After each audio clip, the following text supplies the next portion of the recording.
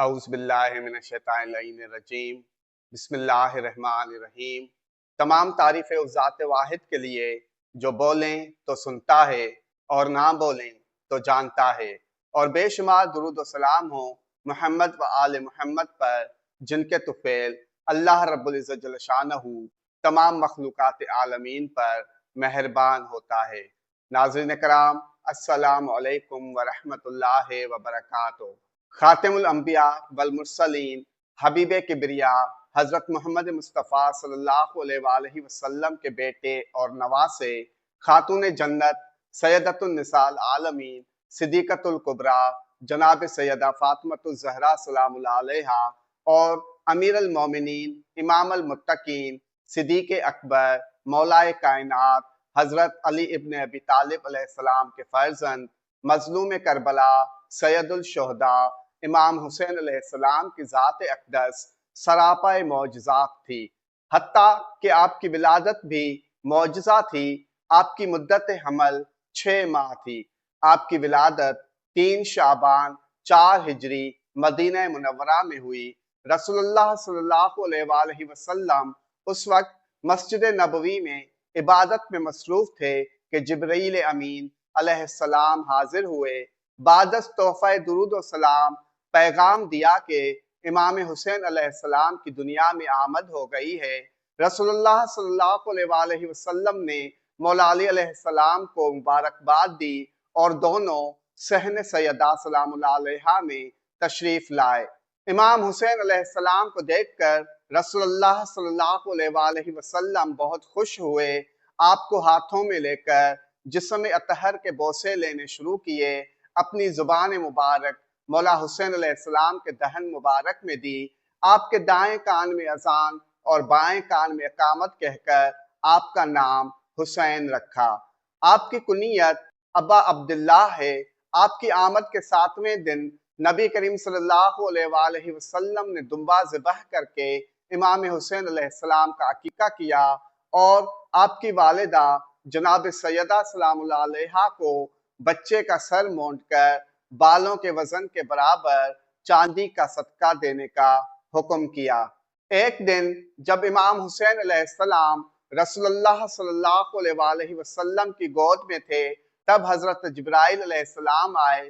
رسول اللہ صلی اللہ علیہ وآلہ وسلم کو آگاہ کیا کہ اس بچے کو ایک سرکش گروہ 3 دن کا پیاسا کربلا میں شہید کر دے گا، جس پر حضور صلی اللہ علیہ وآلہ وسلم نے گریہ فرمایا۔ جبریل علیہ السلام نے حضور صلی اللہ علیہ وآلہ وسلم کو کربلا کی مٹی بھی لا کر دی۔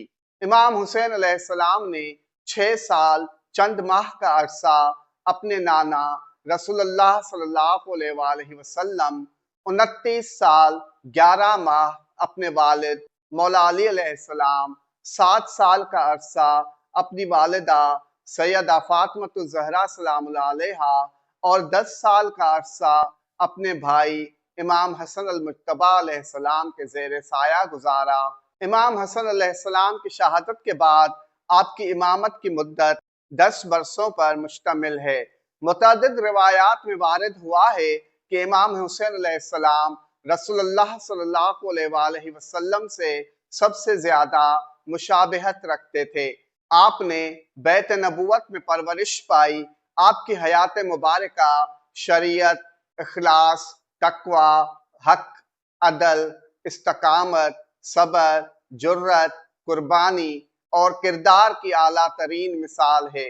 نبی کریم صلی اللہ علیہ وآلہ وسلم امام حسین علیہ السلام سے بے حد محبت کرتے تھے۔ حضور صلی اللہ علیہ وآلہ وسلم نے کئی مواقع پر امام حسین علیہ السلام سے اپنی محبت اور امت کو اپنی اہل بیت اطہار کے متعلق خبردار فرمایا۔ اس سلسلے میں آپ صلی اللہ علیہ وآلہ وسلم کی کئی احادیث موجود ہیں، جن میں سے چند آپ کی خدمت میں ہدیہ کرتے ہیں۔ حسین مجھ سے ہے اور میں حسین سے ہوں۔ جو حسین سے محبت کرتا ہے وہ مجھ سے محبت کرتا ہے، اور جو حسین سے بغض رکھتا ہے وہ مجھ سے بغض رکھتا ہے۔ اے اللہ، میں اس سے محبت کرتا ہوں، تو بھی اس سے محبت کر۔ حسین سید بن سید امام بن امام، امام کے بھائی، آئمہ کے باپ، اللہ کی حجت اور اس کی حجت کے فرزند، اور اپنے سلب سے 9 حجتوں کے باپ اور جن کا نواں قائم ہوگا۔ حسین کے رونے سے مجھ کو تکلیف ہوتی ہے۔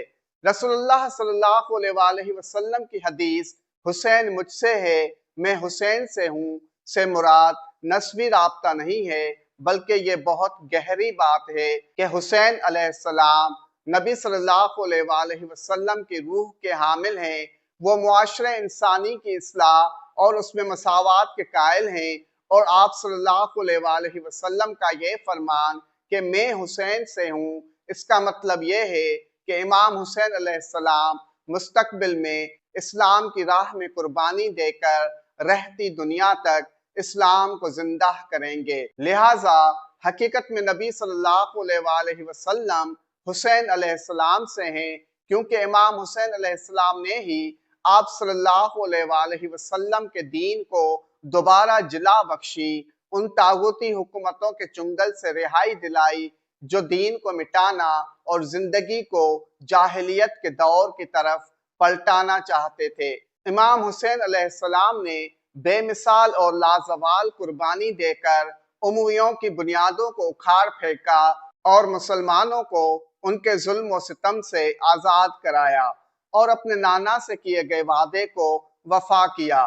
جب یزید ملعون نے تخت پر قبضہ کیا تو لوگوں سے طاقت کے زور پر بیعت لی، اور اس ملعون نے اس پاک منصب کو اپنی نفسانی خواہشات پورا کرنے کے لیے استعمال کیا۔ امام حسین علیہ السلام نے یزید کی غیر شرعی اور ظالم حکومت کو تسلیم کرنے سے انکار کیا اور یزیدی حکومت کے خلاف قیام کا فیصلہ کیا۔ 27 رجب سن 60 ہجری کو امام حسین علیہ السلام اپنے اہل بیت اطہار علیہم السلام کے ہمراہ حج کے ارادے سے مکہ روانہ ہوئے۔ دشمنوں کے احرام میں چھپی تلواروں کو دیکھ کر بیت اللہ کے تقدس کی خاطر حج کو عمرہ میں تبدیل فرمایا اور عراق کی جانب سفر اختیار کیا۔ راستے میں کربلا کے مقام پر آپ کے قافلے کو روک لیا گیا۔ عمر بن سعد بن ابی وقاص ملعون نے آپ علیہ السلام کو یزید کی بیعت کے لیے کہا، مگر مولا حسین علیہ السلام نے فرمایا مجھ جیسا یزید جیسے کی بیعت نہیں کر سکتا۔ فوج یزید نے سختیاں شروع کی، وارثان کوثر پر پانی بند کر دیا گیا۔ 9 محرم کو عمر سعد بن ابی وقاص نے جنگ کا اعلان کیا۔ امام حسین علیہ السلام نے غازی عباس علیہ السلام کو عمر بن سعد بن ابی وقاص سے 1 دن کی مہلت مانگنے کے لیے بھیجا۔ مہلت دے دی گئی۔ 10 محرم کو جنگ کا آغاز ہوا۔ عصر عاشور تک امام حسین علیہ السلام نے 6 ماہ کے علی اصغر سے لے کر 85 سال کے حبیب ابن مظاہر کو دین پر قربان کر دیا۔ اتمام حجت کے لیے حلم الناصر کی صدا بلند کی اور یزیدیوں سے مقابلہ کیا۔ سینکڑوں یزیدیوں کو واصل جہنم کیا۔ آواز قدرت آئی، اے نفس مطمئنہ لوٹ آئیے اپنے رب کی طرف۔ امام حسین علیہ السلام نے تیروں کے مسلح پر سجدہ شکر ادا کیا۔ مسلمان نعرہ تکبیر کے ساتھ حملہ کرتے رہے۔ شمر ملعون نے ایک کند خنجر سے امام حسین علیہ السلام کی گردن پر کئی ضربیں دے کر سر مبارک جسم اطہر سے الگ کر دیا۔ انا للہ و انا الیہ راجعون۔